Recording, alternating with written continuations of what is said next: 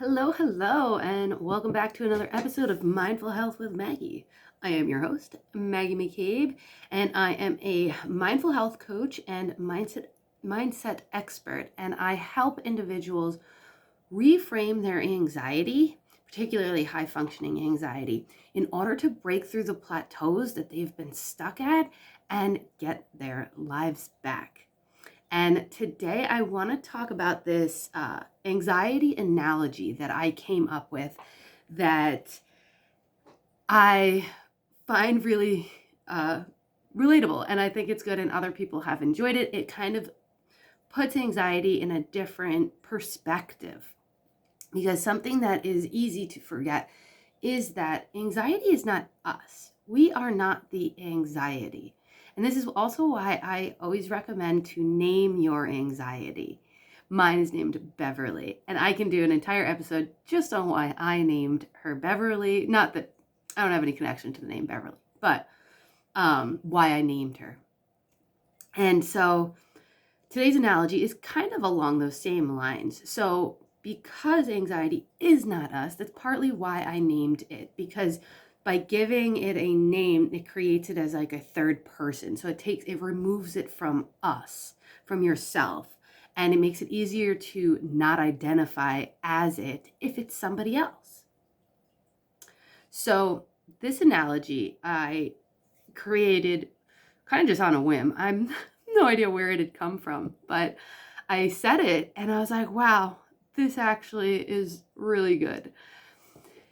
So think of anxiety like your drunk uncle, okay? Or drunk anybody. I always just say drunk uncle. When you're home, mind your own business, and your drunk uncle comes up and he starts banging on the door. And you're like, ooh, what are you doing here? So you go to the door and you have to let him in because he's your uncle and he's got nowhere else to go. So he comes in and he starts immediately berating you, triggering you in all sorts of ways, making a mess of your house. And you're just standing there like, oh my God, what are you doing here? And now, as stressful as it is with his presence being there, you also keep telling yourself, he's going to leave. I don't know how long he's going to be staying here for, but I do know he has his own home. So he will be leaving at some point. And all I can do right now is just deal with him in the best way that I can until he decides it's time to go. Now, the same thing can happen with anxiety, right? Your drunk uncle shows up, he's unwanted, it's unexpected, you don't know how long he's going to be there for, but you got to let him in. So when we look at it in the terms of anxiety shows up suddenly, unexpected, definitely isn't wanted, but it kind of barges its way into our brains and we have to deal with it. Now, by allowing it to be there, it will leave, just like your drunk uncle. It will go away. You don't really know how long it'll be there, but you allow it to be there. And the more allowance you provide it, where you're like, oh, hey, hi, I see you. All right, you're here. The sooner it will start to go away, the sooner it will dissipate. And I'm sure, pretend that your drunk uncle's there when you're not taking the bait to all the things he's throwing at you. He's going to get tired of it and just leave sooner than if you started fighting back, because he wants you, he's nudging you, he's trying to trigger you, he wants you to take that bait and fight back. But if you don't, he's going to get bored and leave. The same thing with anxiety. If you acknowledge that it's there, but you don't take the bait, you don't let it control what you're doing, your day, and you allow it, you feel it, and you do the things that you need to do and be okay with that, the sooner it's going to leave. Now, if your drunk uncle shows up, starts banging on the door, and you're like hiding behind, the closet, and you're not letting him in, and he's banging, banging, banging, banging, well, suddenly he's going to leave. He's going to go back to the bar. He's going to get even drunker. And now when he comes back, he's banging even harder, maybe breaks through your window or breaks down the door. Now he's forced his way into your house. Now he's wreaking even more chaos. The door is broken, the windows are broken. He starts throwing things around. He's yelling at you even more. Probably got to call the police to get him out. Now he's there and he's resisting. It's all this crazy nonsense because you didn't let him in. You resisted him. He forced his way in anyway. The same thing happens with anxiety. With all of our emotions, what you resist persists.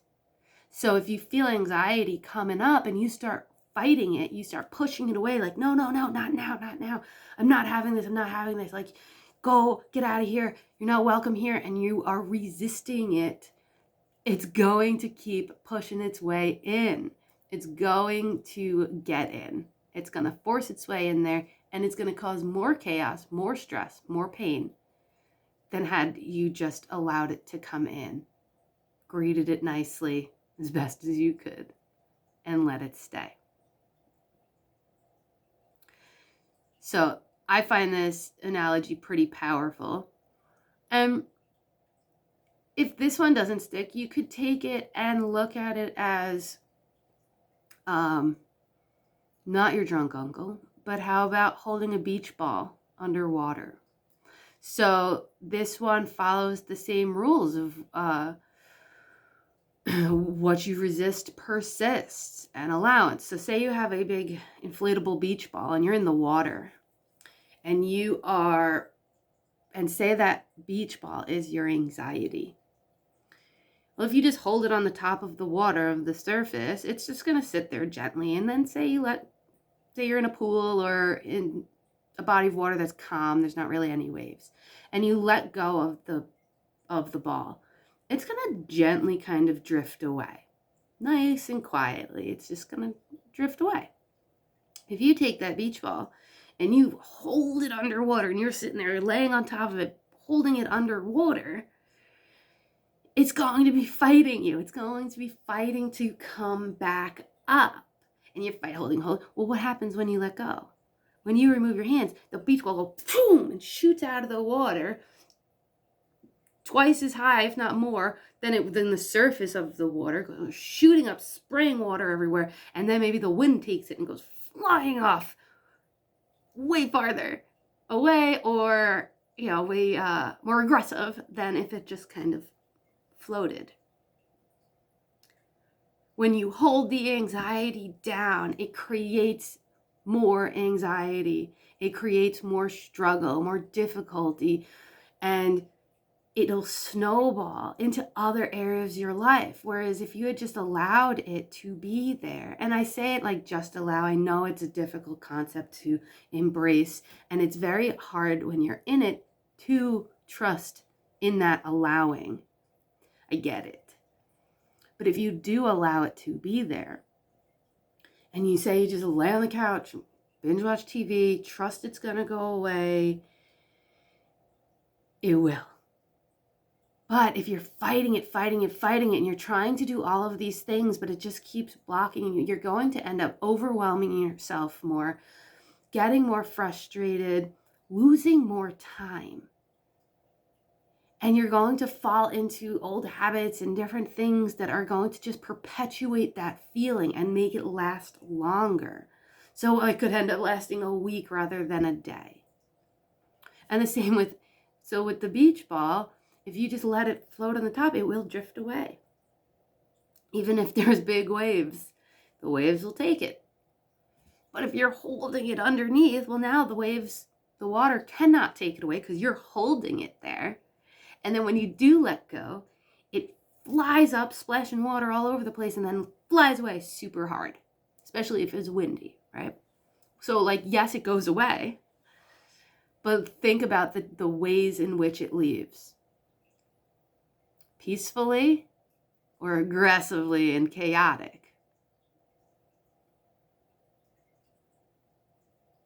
So those are my analogies for anxiety. So I would love to hear your thoughts on it. I would love to hear if you're going to try and use that the next time anxiety strikes. If you want me to talk about any particular topics, please let me know. I'm always looking for more things to talk about, and I can't wait to see you next time.